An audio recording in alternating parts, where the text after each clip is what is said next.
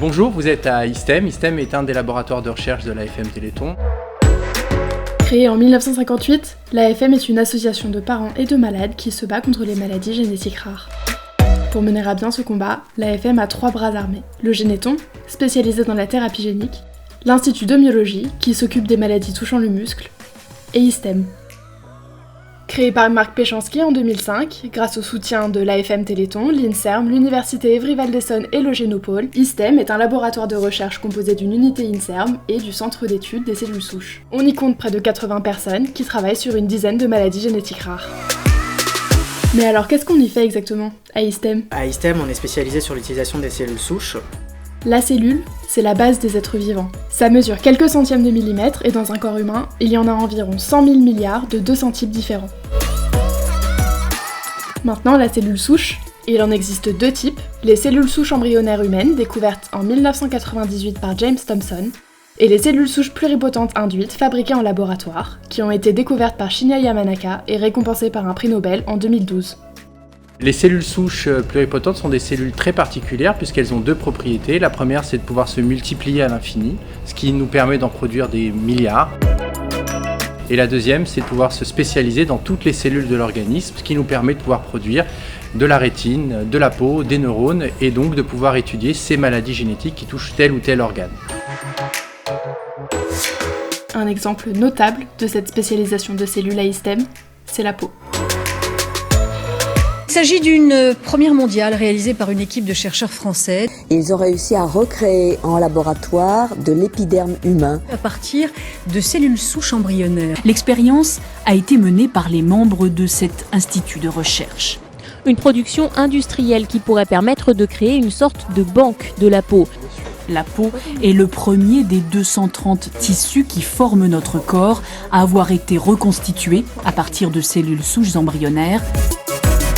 Ces cellules de peau fabriquées dans le labo sont conservées dans de l'azote liquide à moins 160 degrés.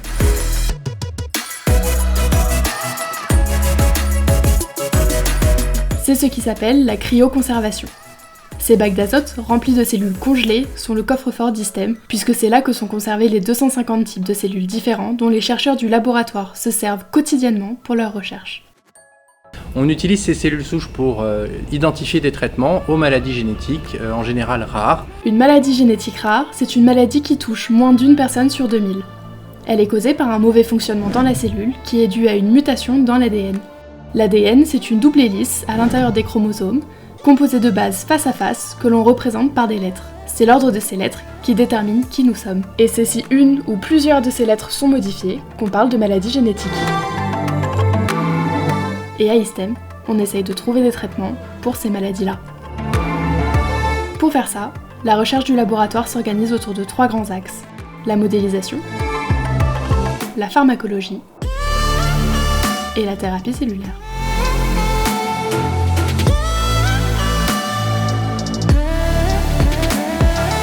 La première stratégie, c'est vraiment de reproduire la maladie pour l'étudier. L'équipe de Laetitia Aubry, travaillant sur le syndrome de Wolfram, est un bon exemple de ce processus de modélisation. Ce syndrome en fait est une maladie rare d'origine génétique, donc neurodégénérative, qui se déclare très tôt dans l'enfance et qui est caractérisée par un certain nombre de symptômes. L'atrophie optique, la surdité, différentes formes de diabète. Et du coup des symptômes neurologiques aussi. La modélisation d'une maladie se passe en 2 temps. Il faut d'abord produire le bon type cellulaire en développant des méthodes de différenciation grâce à une culture cellulaire in vitro.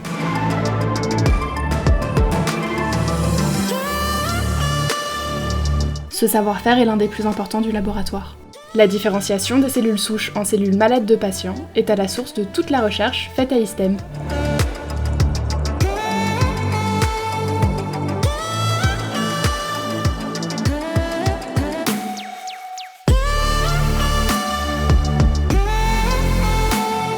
L'équipe a réussi à partir d'IPS à générer les neurones corticaux. Et c'est seulement une fois qu'on a ces modèles de cellules qu'on peut les utiliser pour étudier les spécificités des maladies, à l'aide notamment de microscopes extrêmement performants dont dispose le laboratoire.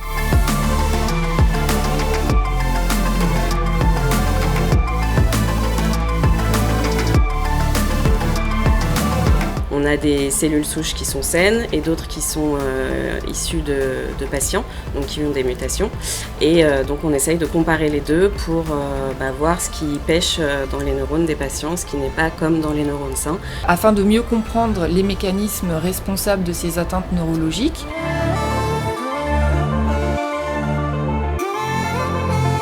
Au laboratoire, nous avons également développé des stratégies de recherche pharmacologique qui nous permettent d'ailleurs aujourd'hui de proposer des traitements aux patients, comme ça a été le cas pour l'utilisation de la metformine pour les patients atteints d'une forme de myopathie particulière qui s'appelle la myotonie dystrophique de type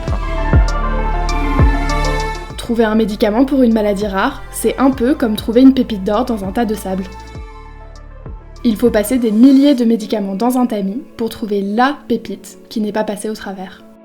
Cette pépite, c'est un médicament qui agit sur la maladie étudiée. Ce procédé, qu'on appelle le criblage à haut débit, est très long et extrêmement coûteux. Pour répondre plus rapidement à l'urgence des malades et de leurs familles, à ISTEM, ce sont les 3000 médicaments qui existent déjà qui sont testés par un robot capable de le faire en quelques jours. Le laboratoire dispose aussi d'imageurs à haut débit qui servent à observer l'action du médicament sur des cellules malades pendant plusieurs jours afin de déterminer son efficacité.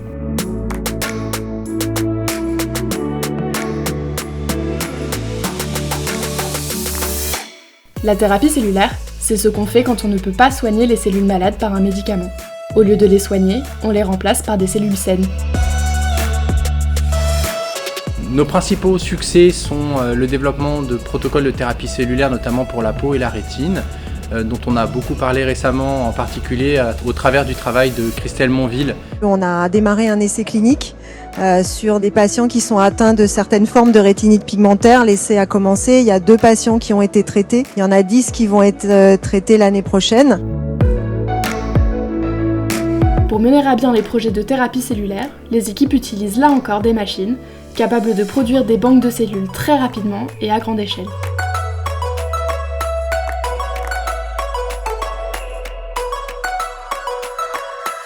Ces robots limitent aussi les risques d'erreur lors de la manipulation des cellules en automatisant des processus délicats tels que les changements de milieu de culture.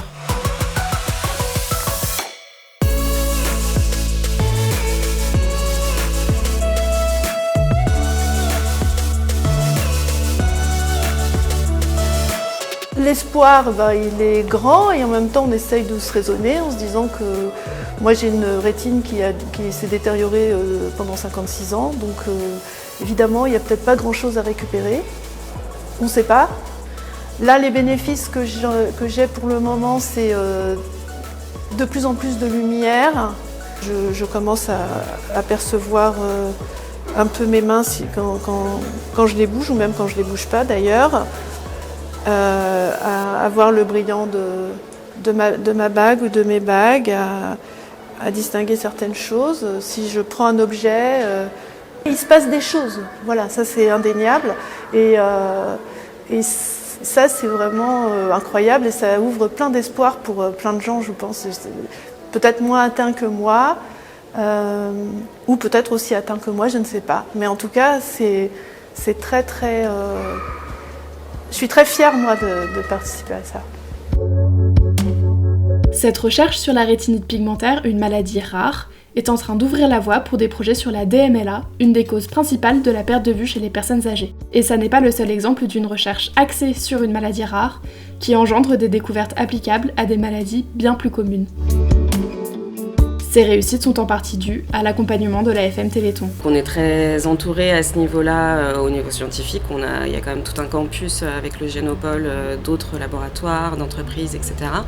Et puis le cadre de l'AFM Téléthon fait qu'on a des contacts plus ou moins réguliers avec les patients. Cette interaction, c'est vraiment avec des patients et des associations de malades. C'est vraiment un moteur très fort. Mais les chercheurs d'ISTEM le leur rendent bien. On a l'occasion de se sentir utile d'une autre façon. On vient de faire le Téléthon et c'est vrai que j'ai passé mon week-end à vendre des frites et des saucisses, donc on est bien loin de mon métier de base.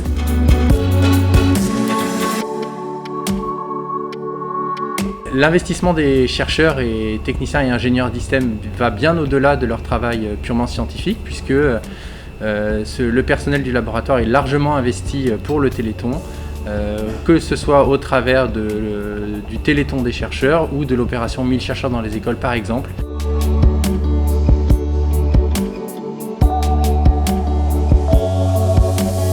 Ça nous permet de nous remotiver et de nous rappeler pourquoi on fait ce métier-là. Et je ne sais pas si c'est aussi facile dans les autres laboratoires qui n'ont pas ce cadre-là.